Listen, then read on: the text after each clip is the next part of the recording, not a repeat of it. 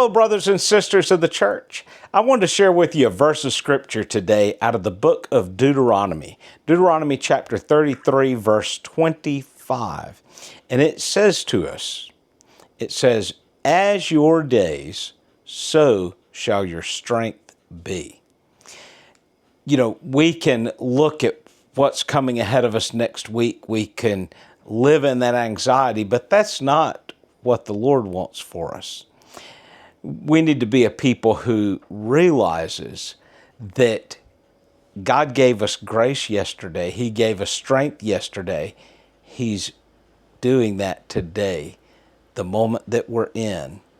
And if He can take care of those things, if He can take care of the difficulties that we faced in the past, how much more can He take care of those that lies ahead of us? I talked about this the other week where I said that the Israelites were to take the 12 stones out of the river Jordan, that they might remind them not only of how God stopped up the waters for them to cross the Jordan River, but of all the things that He had done for them throughout the wilderness experience that they had just passed through. There were battles ahead. There's going to be battles ahead of each of us. There might be a battle that you're facing today. He'll take you through that, a battle that's lying ahead of you tomorrow.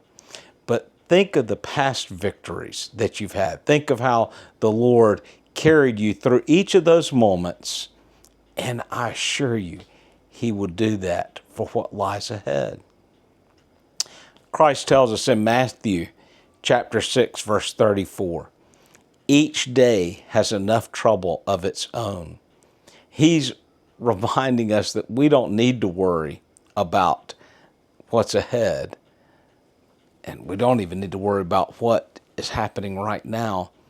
We just need to walk with Him. We need to stand with Him, and we need to trust in His deliverance, His power, His grace.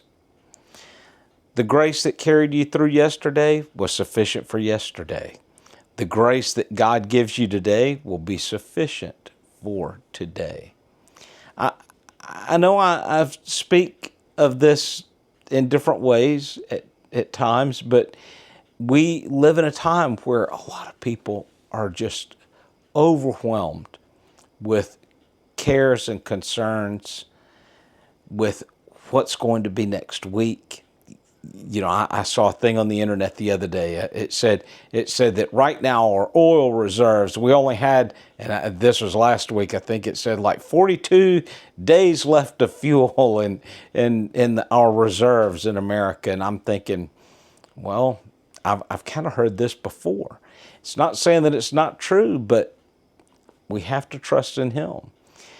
It's a worldly thing in a way, but God can take us through that moment. We don't need to be terrified of, well, what's next? What's coming up? Instead of asking, do I have enough strength for everything that might happen? It's better to think of it in this term, because the answer to this next question is, God faithful enough to meet me when I get there? And the answer is yes. He is faithful enough to meet you right where you're at today, where you're going to be at tomorrow, where you're going to be at next week. When I'm going through difficult challenges and when I start thinking about, oh, how is this bill going to be paid? I'll look at a bill and I think, I don't have the money to cover this. How's it going to happen? I can think back on the many times that I was overseas and I wouldn't have the money coming up to meet the need. And yet, as I reached that day, sometimes literally that day, that minute, the money would be there. It might not be how much I wanted, but it was what I needed at that moment. I still remember, and if you've ever read our little book that Jeff and I wrote, Bananas from Heaven, in that book I tell the story of really how the book gets the title of, we had almost no money left. We were down to just counting nickels and dimes out of our little money jar. And a girl came up to the bus. We were living in a little school bus. We had converted to an RV in the middle of a Mayan Indian village. She came up carrying a little bucket full of bananas. And I thought, I don't even have enough to buy the bananas, and we could use these bananas for lunch today. It would be great. And as I opened the door to tell her, yeah, I can't buy any today, she's like, oh no, my grandmother sent these for y'all. Now, this was really the first time anybody in the village had ever just sent us a gift like that. And those bananas made a difference that day. I could have been in a panic. Most people, if they were down to just counting change out of a little cup, you'd be really concerned. And I wouldn't say that we weren't at that moment, but I got to see how the Lord worked through that, because had that little girl have come on a day that I had plenty, it would have been like, well, that's a nice gift. And I wouldn't have really thought anything of it. But because it arrived on a day when I was in need,